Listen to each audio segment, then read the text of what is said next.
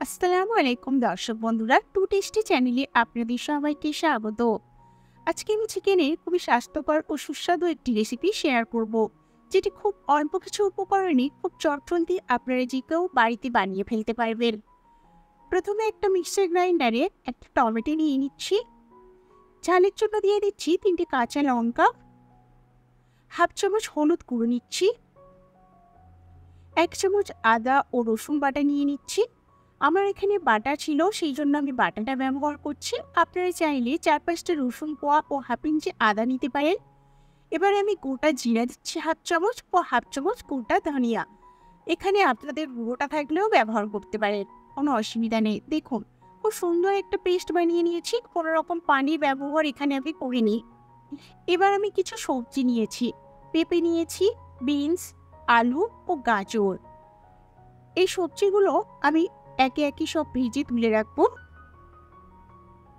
ভাজার জন্য প্রথমে একটা কড়াই বসিয়ে দিয়েছি। এবারে দিয়ে দিচ্ছি অল্প কিছুটা তেল।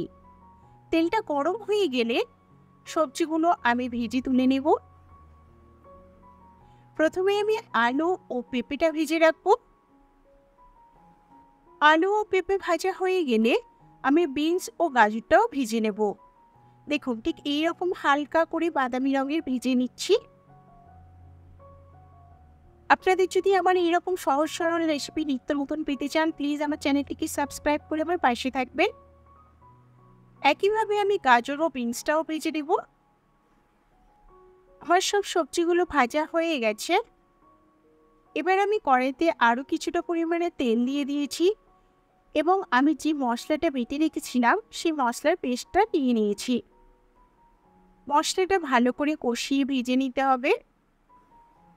আমার মিক্সিতে যে মশলাটুকু লেগেছিল সেটাও আমি এখানে পানি দিয়ে ভালো করে ধুয়ে নিচ্ছি, কারণ মশলা নষ্ট করা যাবে না। ভালো করে মশলাটা কষানোর পর যখন তেল ছেড়ে যাবে ভালো করে, তখনই আমি পেঁয়াজ কিছুটা দিয়ে দেব। দেখুন, আমার মশলাটা ভালো করে কষানো হয়ে গেছে। এখানে আমি একটা বড় সাইজে পেঁয়াজ কুচিয়ে নিয়েছিলাম। এবার আমি পেঁয়াজটা দিয়ে দিচ্ছি। এই তরকারিটা খুবই সুস্বাদু হয়। আপনারা যে কেউ এই গরমের সময় এরকমই একটি হালকা চিকেনের রেসিপি করবেন, দেখবেন স্বাস্থ্যের জন্যও যেমন ভালো, খেয়েও মন ভালো হয়ে যাবে। আশা করছি আপনারা প্রত্যেকেই বাড়িতে ট্রাই করবেন। মশলাটা ভালো করে কষাতে হবে। এভাবে আমি ঢাকা দিয়ে দিয়ে প্রায় 10 মিনিট মশলাটা কষিয়ে নেব। দেখুন, আমার ভালোভাবে কষানো হয়ে গেছে, খুব সুন্দর ভাজা ভাজা হয়ে গেছে। এখানে আমি 500 গ্রাম চিকেন নিয়েছি। এবার আমি চিকেনটা দিয়ে দেব। চিকেনটা ভালো করে নেড়েচেড়ে কষিয়ে নেব। এবারে আমি দিয়ে দিচ্ছি হাফ চামচ গোলমরিচের গুঁড়ো। এই তরকারিটাতে কোনো রকম আমি লঙ্কার গুঁড়ো ব্যবহার করিনি। এবারে দিয়ে দিচ্ছি আমি স্বাদ মতো লবণ। এই অতিরিক্ত তপ্ত গরমে লঙ্কার গুঁড়ো যতটা অ্যাভয়েড করবেন আপনাদের শরীরের জন্য ঠিক ততটাই ভালো। সেই জন্য আমি সম্পূর্ণ তরকারিটা কাঁচা লঙ্কাই বানাচ্ছি, যাতে বাড়িতে বড় থেকে ছোট সবাই যেন ভালো করে মাংসটা খেতে পারে। এবং আমি কোনো গরম মশলার গুঁড়োও ব্যবহার করব না। তাছাড়াও কিন্তু তরকারিটা ভীষণই সুস্বাদু হবে। মশলাটা আমার এখানে ভালো করে কষানো হয়ে গেছে। এবারে আমি দিয়ে দিচ্ছি সবজিগুলো যেগুলো ভেজে রেখেছিলাম। আরও কিছুক্ষণ ধরে আমি ভালো করে চিকেন আর সবজিটা কষিয়ে নেব। কিছুক্ষণ ঢাকা দিয়ে দিয়ে এইরকম কষিয়ে নিতে হবে।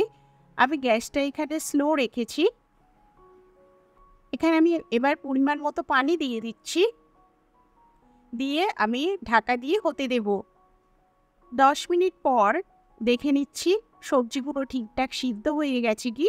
যেহেতু সবজিগুলো ভাজা, তাই বেশিক্ষণ লাগবে না তরকারিটা হতে। তো আমার এখানে 10 মিনিটেই তরকারিটা হয়ে গেছে। এবারে আমি 2টো কাঁচা লঙ্কা চিড়ে দিয়ে দিচ্ছি লাস্টে। তরকারিটা আমার হয়ে গেছে, এবার আমি পরিবেশন করব। এই তরকারিটা আপনারা অবশ্যই বাড়িতে ট্রাই করবেন। দেখুন, এখানে আমি সাদা ভাতের সঙ্গে শুধুমাত্র কাঁচা লঙ্কা ও পাতিলেবু দিয়ে অল্প করে এই তরকারিটা খেলে আহা, পুরো অমৃত। আপনারা অবশ্যই বানাবেন, আর কেমন হয়েছে আমাকে কমেন্টে অবশ্যই জানাবেন। ধন্যবাদ।